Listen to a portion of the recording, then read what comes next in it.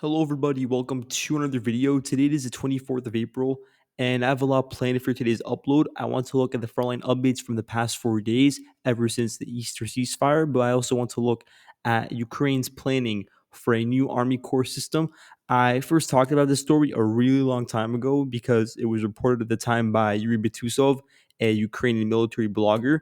And during the past couple of months, those plans have actually been actualized, and we're now beginning to see the implementation of this new system that the Ukrainians are beginning to put into the air assault units. And we're also going to see it going into play right now with the National Guard, and then into the Marines, and then into the rest of the infantry units in the military. So it's starting off with the air assault elements of the military. So we're going to look at the creation of the 8th Assault Corps, which is an additional corps because the air assault forces in the Ukrainian military already had their own army corps, their own separate structure with the headquarters, and attached to it artillery units and support battalions and such. And so now an additional one has been created in order to streamline efficiency and group together units that are closer together. That's the idea on paper. We're going to look at the implementation in practice, and we're going to look at the creation of the first two National Guard corps and which units are part of each one and how that ends up playing out. So we're going to begin by zooming in on the front line because I want to begin with the general Oleksivka Bakhatir region. There is an update from this area. So north of Rozliv, the Russian forces have captured 2.4 square kilometers of territory. You can see over here a geolocation from April 23rd. A unit was not mentioned in this video, but it was just a compilation from the local Ukrainian Facebook channel where they showed strikes onto Russian vehicles that were advancing north of Rozliv. Rozliv is now acting as a coordination point for Russian infantry and also for vehicles. Vehicles are organizing around these houses over here, and they're trying to reach the horizontal highway, the highway that is, of course, located south of Bakhatir, and from there pushes westwards north of Wodradne all the way to the Mokreli River and then the border between Donetsk and Zaporozhye, and then also Dnipro. You can see that on the map over there. So it is a really important road network that currently remains under Ukrainian control along the span of territory south of the villages that are currently controlled by the Ukrainian side. But the Russians are beginning to make inroads, and Ukrainian locals are reporting that there will be attempts by the Russians to intensify fighting. And it's not the first time that Ukrainian channels have talked about on so and so date there will be Russian attacks and an increase in attacks relative to previous weeks. And a lot of the time, these are reports that are preemptively made in order to make it appear as if later on the Russians were unable to achieve their original maximalist goals. But it's sort of a straw man if there was never a Russian intention proven in the first place, and it's just an allegation coming from the other side. So I'm usually wary of those sort of claims when they come from the opposite side. But Ukrainians are talking about the Russians trying to ramp up operations, specifically in the southern part of Donetsk, in order to advance and take over some of these villages that are on the border between Donetsk and Dnipro by the 9th of May. And again, I really don't think that, given the nature of the fighting in this region, that there are clear-cut deadlines for capturing certain villages. I think that the situation is very dependent on where weak points are found, and we're going to get to that in a second, and how that's manifested along the part of the front line a bit to the north. But I think that's usually what ends up being sort of the rationale behind where the Russians end up going on attacks, and it's not something arbitrary like taking over a certain area within a certain time frame on a minuscule level. So just keep that in mind. But definitely there is a Russian intensification over here, and I do expect to see the Russians begin to ramp up fighting over here because there was a period of time at the beginning of the year when the Russians were, advancing, and there was a lot of intense fighting to take over Krakow and then Andrivka, and it's died down since then because those garrisons are, of course, exhausted. They advanced in a really fast manner at first, and then infiltrated into the Ukrainian rear, took over a lot of mid-sized towns, and now they're dealing with this Ukrainian garrison that is no longer positioned in a pocket. They're able to defend a solid line and able to defend, again, pretty narrow corridors. There aren't that many routes through which to attack over here besides direct fighting or flanking from the south of Rosliv, which is now beginning to manifest itself. But of course, that sort of rest and operational pause is going to occur along any sort of part of the front line when there was previously a high period of just large scale fighting and large scale advances, so many square kilometers of territory falling in such a short period of time. But now what we're seeing, based on reporting from Ukrainian locals over here, is that there's been a threefold increase in the amount of Orlan 10, Supercam, and Zala Recon UAV sorties above the skies in this region. So definitely the Russians are trying to get better ideas of where the Ukrainians are positioned in order to perfectly plan the assaults needed in order to break through the front line in a way that would, of course, reduce casualties as much as possible. The Russians over here are stacking up, accumulating a lot of motorcycles, ATVs, and buggies because those are being used more and more and frequently by the Russian side along certain parts of the front line. There are other locations where there still is a large emphasis on armored columns, but in a lot of areas, the Russian means of attack, their vectors, are very diversified. And maybe they're not even diversified because in some cases, just armored columns in general are being replaced. And a lot of the time, you're just seeing advances carried out exclusively utilizing motorcycles or desert cross ATVs.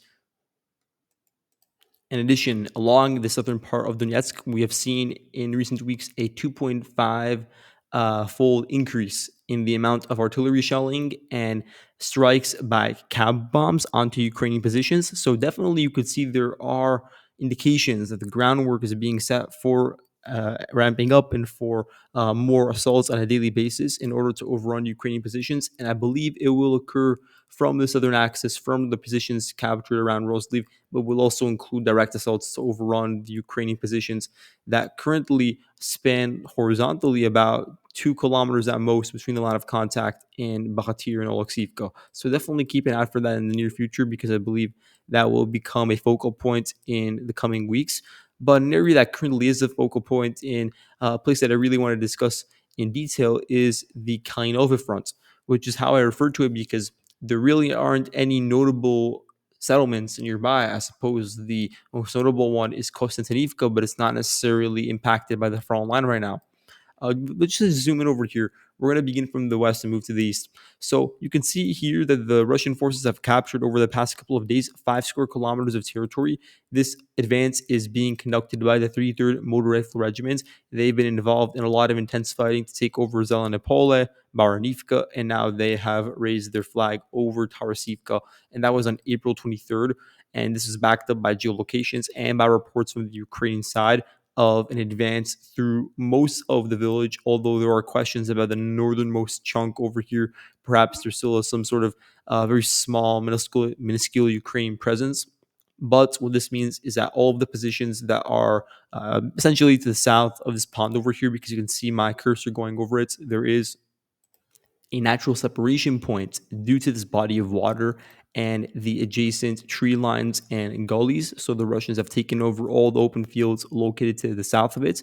And those regions that are a bit further inland, they are on slightly higher elevation and do overlook areas such as Berezivka, for instance, and also areas that are running along the T0504 highway, the highway that, as we all know, and I've mentioned numerous times, connected between Pokrovsk, Munirhad, and Kostyantynivka, and then from there branches out towards numerous parts of the front line. So that entire area is exposed due to these recent Russian advances, both to direct assaults coming from the south and then pushing northwards, but also to that sort of imbalance elevation wise. And I've been warning about this part of the front line for so long, for basically a year now, about the potential for this area over here that I'm going over, this red perimeter, to fall into Russian hands, because this is an area that is exclusively on hill that overlooks the adjacent regions. And we're not talking about anything that's far away. We're talking about immediately to the west of these hills. You have low-lying elevated areas, low elevation areas that actually are well defended based on the trenches built over there, that actually do include population centers that would be important for the Ukrainians to retain control over because they have basements and they just have organizing points, but they would all be exposed if the Russians were able to take them over by pushing northwards along this vector that you see marked on the map. So it is important to note, and maybe that is part of why the Russians are now ramping up operations over here in tandem with the existing pushes that are going on to the east, because we also have this advance that was recorded over the past 2 or 3 days of the Russians gaining 2.5 square kilometers of territory around Kalinova. So now the entirety of the town has been taken over by the Russian side. We know that this includes some of the northern houses and warehouses, and there are a couple of trench fortifications. There are some networks that remain under Ukrainian control. Small squads are operating in these regions, trying to drag out the fighting for as long as possible. This has been the case for a couple of weeks now, and it's a part of Ukraine's hope over here that by dragging out the fighting, they'll be able to build a solid line of defense further northwards, or at least fill in holes by sending in reinforcements in order to ensure that there is some sort of adequate makeshift line behind the current line of contact. The thing is, I just haven't noticed, based on the research that I did before this video, any movement of Ukrainian reinforcements in this area, at least on a battalion or brigade level. Maybe there are certain companies or groups of soldiers that are moved directly to this region as opposed to areas that are a bit to the east or a bit to the west. Certainly possible. It should actually be the case because the Ukrainians in this region really do need additional supports to alleviate some of their issues. But I just haven't seen anything significant so far. But it definitely will be needed if the Ukrainians hope to stabilize the line in the near future. Because, for instance, when we look at the front line to the west of the Oska River, for instance, and we talked about how there was a huge risk for the Ukrainians of just falling into this endless feedback loop of losing territory. And the only way to stop that would be to move in 2 or 3 brigades worth of men in order to just stabilize the situation. And that's what ended up happening. There were elements moved away from key parts of the front line around Donetsk, but they were deployed then to the Kharkiv region, and they were able to, for the most part, stop the Oskil bridgehead from expanding further. They were not able to quell it, but at the very least, the situation is no longer dire over there. So it could be that something similar will occur over here, which will just further deplete Ukrainian garrisons that are defending along other key parts of the front line even further. But there isn't much of a better alternative besides ceding the territory that currently is located between the line of contact and then spanning basically 11 kilometers northwards to the next line of prepared defensive positions, which would include areas like Alexander Kalinove and Yablunivka. And that is a huge amount of territory to cede without much resistance, because these areas could actually be of use for the Ukrainian side due to elevation, due to the rugged terrain, due to some of the trenches built near the line of contact, due to the buffer zone that it creates between the front line and Kostyantynivka, because you don't want to have a situation where the Russians are located over here along this crest that is only like, I don't know, 12 kilometers away from the city.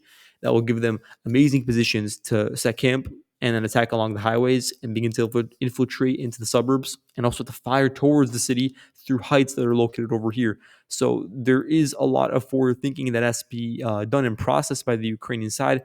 And that's why I believe that they will not try to withdraw from this area. They'll try to drag it on for as long as possible. That's also why they've not withdrawn so far from this pocket over here. You can see there's this extremely deep salient, like 5 kilometers from north to south. But nonetheless, the Ukrainians are trying to drag out fighting over here in order to prevent Russian attention from moving away towards areas like Khantivka or Starmykolaivka, which are some of the nearby populated areas. Looking at Sukhabalka, the Russian forces have been able to take it over in its entirety. Here I have a geolocation from the 68th Regiment. They raised a Russian flag atop of the northern part of the village. And in some of the Russian telegram posts, the 20th Regiment is also mentioned, although I have not seen a record of a Russian 20th Motor Rifle Regiment. Maybe it's a new unit that was created over the past year, but I do know of the 20th Motor Rifle Division, which is also active in this area, and it's actually the parent unit for a lot of the brigades and regiments that are involved in the current advances just to the north of Charatina. When it comes to the size of the advance, you can see over here, this is basically 2 square kilometers, and here 5 square kilometers. So looking at a bit less than 7 square kilometers of territory taken over within a short time frame, less than a week.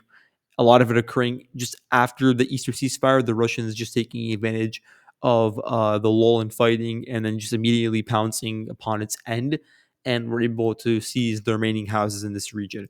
Now, this has a lot of effect for the Toretsk region, because we could see now how the Sukhabalka advance can connect with attacks that are currently going on to the west of Leonidivka. So you can see that the Russians are they also have this ability to advance northwards along the highway or just to the east of it. And this route is extremely dangerous because, first of all, if the Russians are able to bypass the trenches over here by advancing to the east, then they don't even have to encounter the most significant Ukrainian resistance mechanism. They can just avoid it by flanking it from the east. Then they can just sort of move in from to the west and attack areas like Romanivka and Zoria. And that would be extremely difficult when the Ukrainians over there are relatively isolated from the rest of the Ukrainian rear positions in Donetsk. They are, sort of disattached. They're sort of not connected because of the lack of road networks over here. And that's something that is true generally for the entire Ukrainian garrison over here, which is not significant by any means. It is a very tight knit, very small group of forces, and they are just wholly unconnected to the rest of the Ukrainian network of roads and, by extension, logistics. And that's because there are not that many roads. There's only this one road over here, and then some local paths that we can barely see on satellite imagery.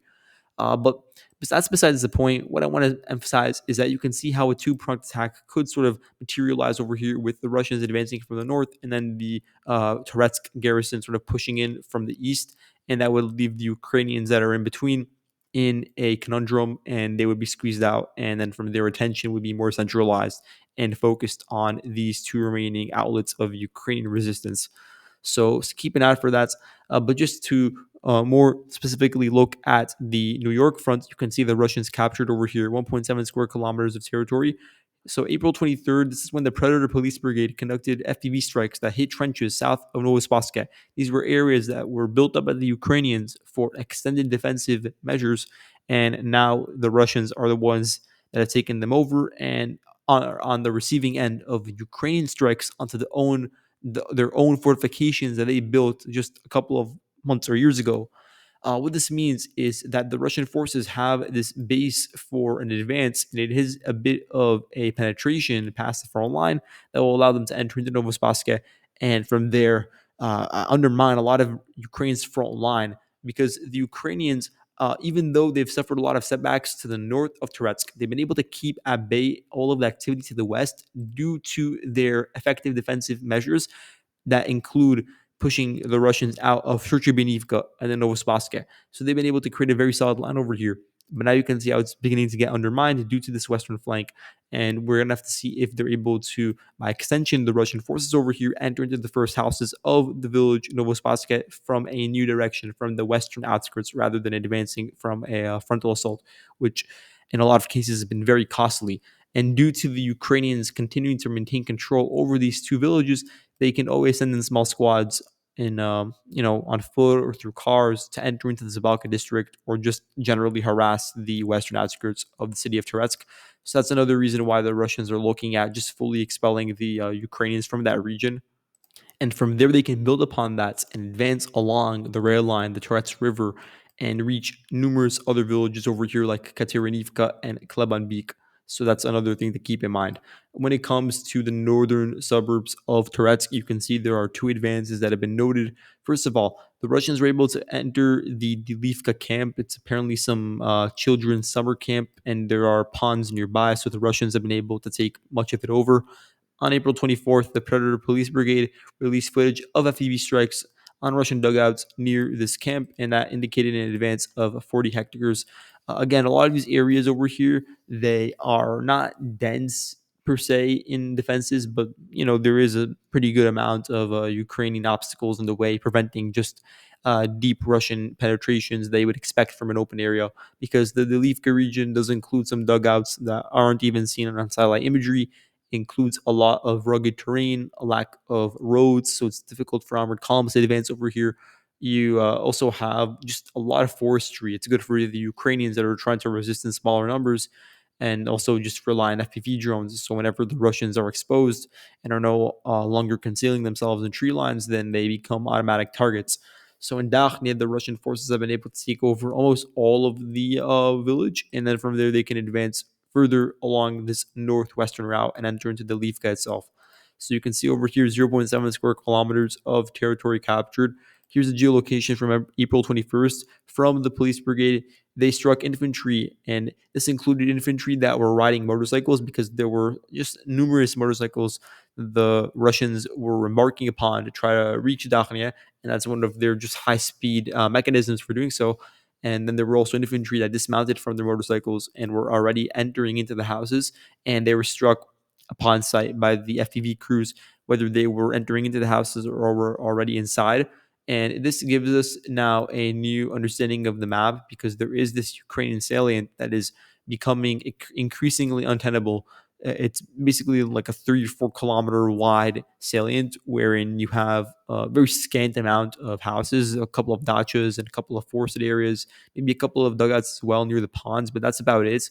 And again, the Ukrainians are resisting over here because they would really fear the possibility of no longer having this outlet that is directly north of Turets, that could sort of provide pressure and be a sort of facet for preventing the Russians from just having full operational freedom around Turets, but it's reaching the point where they are no longer going to be able to do so feasibly, and then from there they will lose the salient, and then the Russians can focus exclusively on pushing northwestwards towards Delivka.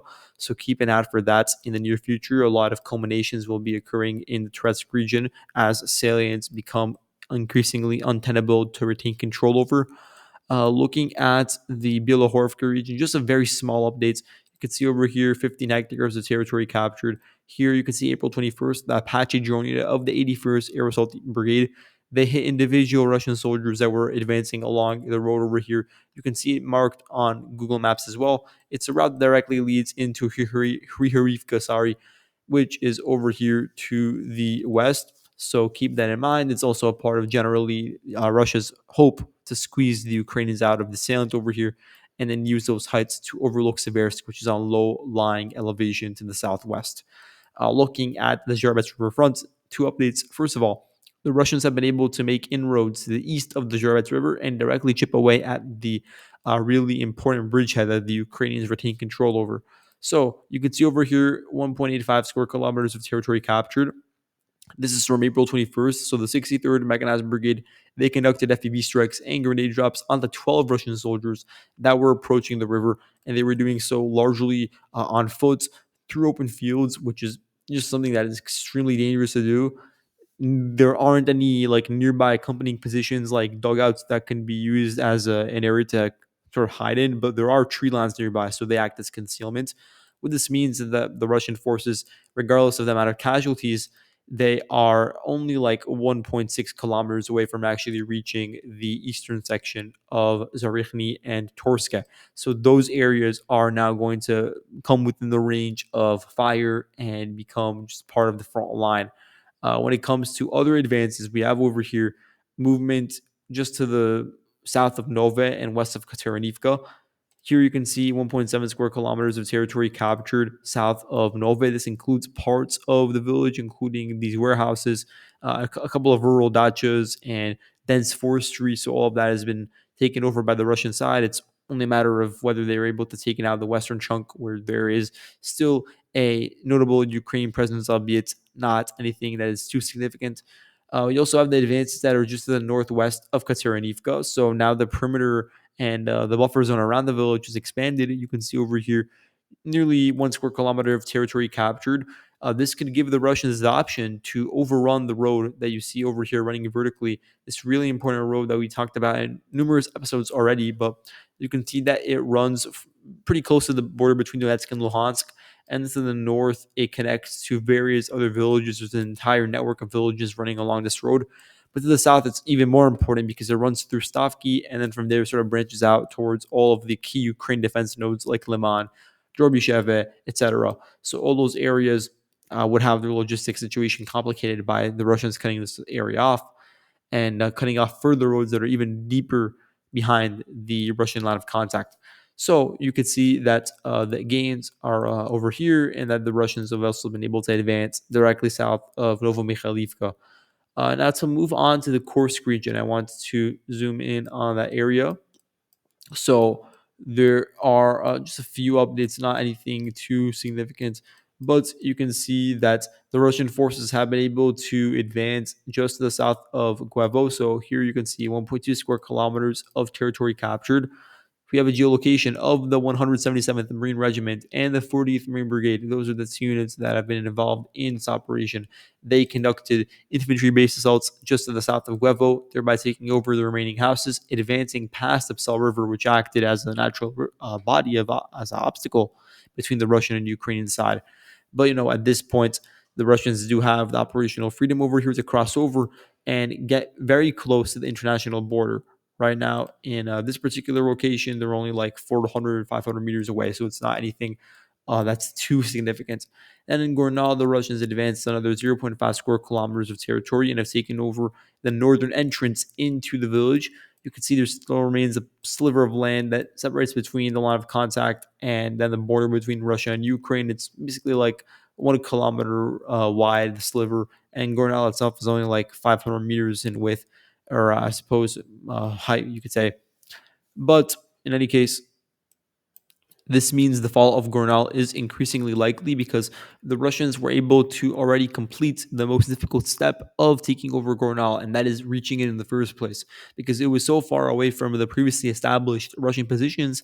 And basically, everything along the journey, along the way, is really dense in terms of forestry and fortifications that the Ukrainians have, and all their units that are nearby trying to operate to just to trip the Russian side. And so, even reaching Gornal, it creates a continuous line and streamlines the operations. And from there could actually be a coherent assault. And actually overrunning the houses in Gornal itself isn't actually the most difficult part. As I said, reaching it in the first place is more difficult, and that's what the Russians succeeded in doing. So now it's just a matter of the Russians taking over the settlement and reaching the border between Russia and Ukraine in its entirety.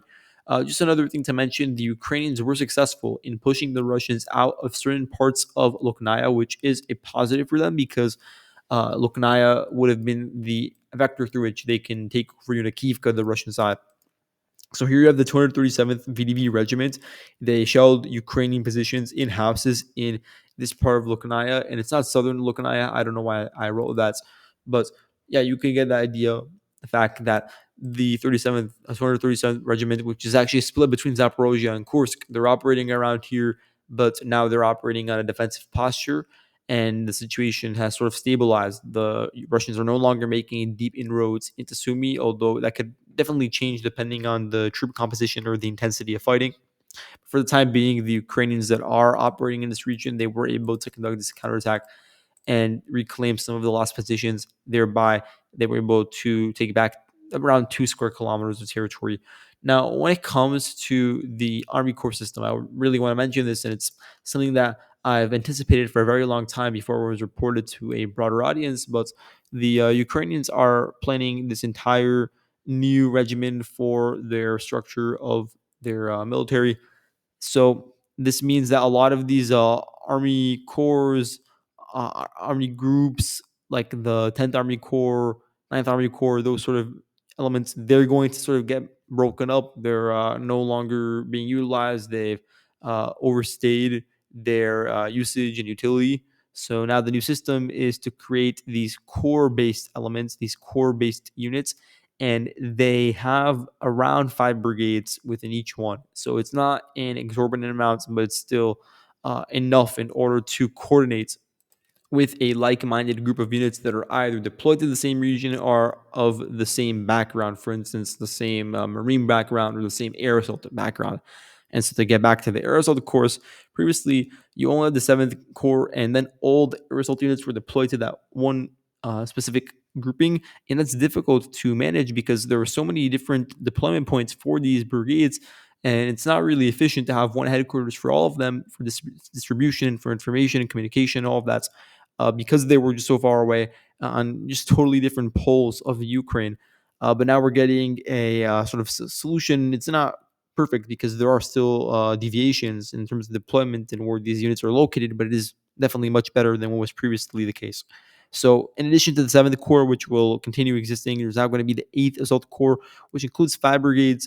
I'll list them out: 46th Air Mobile Brigade, 71st Jaeger Brigade, 80th and 82nd Air Assault Brigades, and then the 95th Brigade, obviously, and a new unit, the 88th Support Battalion. It lacks an artillery battalion or a separate tank units within this particular corps, but it is notable to mention that they're not all along the same part of the front line. So I'll just give some examples. 71st Sager Brigade is currently deployed to Velika Novosilka. Then you also have the 80th, 82nd, and 95th deployed to the Kursk region and Sumy. And then you have the 46th, which is currently fighting around Oleksivka and Bakhatir. So even though they are now in a smaller, more tight knit group, they still aren't really connected when it comes to like the physical location of where they're present. So that still has to be mentioned, and we'll have to see how much that has an effect when it comes to the efficiency of the core headquarters. Now, in addition, you have the two National Guard corps. First one is the Azov Corps because it's built on the structure of the 12th Azov National Guard Brigade, one of Ukraine's best performing units throughout the past year of fighting. So the commander of the 12th Brigade is now the commander of the Army Corps. So his name is Denis Prokopenko. He's very important within the entire Azov military sphere. So he's not going to have even further influence when it comes to commanding an entire group of 5 brigades. So that's definitely not a trivial number by any means. So they really have been at the cutting edge of a lot of Ukraine's military modernization and creating of new strategies, technologies, especially when it comes to drone units. And I'm referring here to the 12th Azov Brigade. So that's why they've been given the entire moniker of being the genesis of the Army Corps. But they're not the only unit involved. In addition to the 12th Brigade, within this Army Corps, you have the 1st Bereev Brigade, which is deployed to the Kharkiv region. You have the 14th National Guard unit, which is operating around basically the highway, that ring road like Mirnopilia and Kalinova. That entire region, generally, it's operating around there. You have the 15th National Guard Brigade currently deployed to the Oskil region. It was previously a unit that fought like I think near the area west of Pokrovsk, but since then it's been redeployed to fight and prevent deeper Russian infiltrations into the Oskil slash Kharkiv region. So that's important to note. You also have what else? There's a couple of other units that I believe were involved in this. There's a new unit actually. This is interesting. So it's called the Lyubart Brigade. It's previously been a part of the Azov Brigade, the 12th Azov Brigade to be specific. And at the time, it was referred to as the 20th Special Purpose Battalion. But after recent combat operations and new aid trenches, all of that together has allowed for the creation of a new unit, a new brigade that will be a part of this National Guard structure, and it will be independent on its own. So it's referred to as the 20th National Guard Brigade, and it will also be a part of this Army Corps. The other corps is the Chartia 2nd National Guard Brigade Corps, which is interesting because Chartia units, it is notable, and they have fought, for a very long time around Vovchansk specifically. But there is a bit of a lack of connection between the fighting in Vovchansk and everything else that's going on. So it is interesting that an entire corps is sort of centered around the one brigade that is operating in an area that is sort of considered tertiary to the rest of the concerns that the Ukrainians have, but they are going to be the most recognized unit in the entire Army Corps. But there are others like the 3rd Spartan Brigade deployed around Pokrovsk, for instance. You have the Rubish Brigade, which is fighting around Siversk. You have the 17th National Guard Brigade. I have to remember where they are, but I know the 18th National Guard Brigade, that's another unit that is currently a part of the 2nd Corps, and they are fighting around Chasiv Yar, as we all know. 17th Brigade, I just completely blanked out on them. But as you can see over here, it appears that they're operating around Velika Novosilka. So, what about the rest of the National Guard units? Because there are numerous other ones. The first one that comes to my head is the 11th Brigade because it's been so notable over the past couple of years. And they're not mentioned within this new framework. So, it appears that either the best performing squads within each of these brigades will be taken out and added into the current structure, the new structure that is being formed for the 1st and 2nd Corps. And then the units that are not sufficient for current combats, they will instead be reassigned to their previous role of protecting public infrastructure and just maintaining the peace in general internally. And then whenever the need arises for a mobile reserve and for just quick deployments of reinforcements, that pool will be available. Those National Guard units that are currently not fighting will be present and could be taken away in order to fight whenever that sort of need is necessary. So that's all for today. Hopefully that was useful. And I'll see you guys in the next video. Goodbye.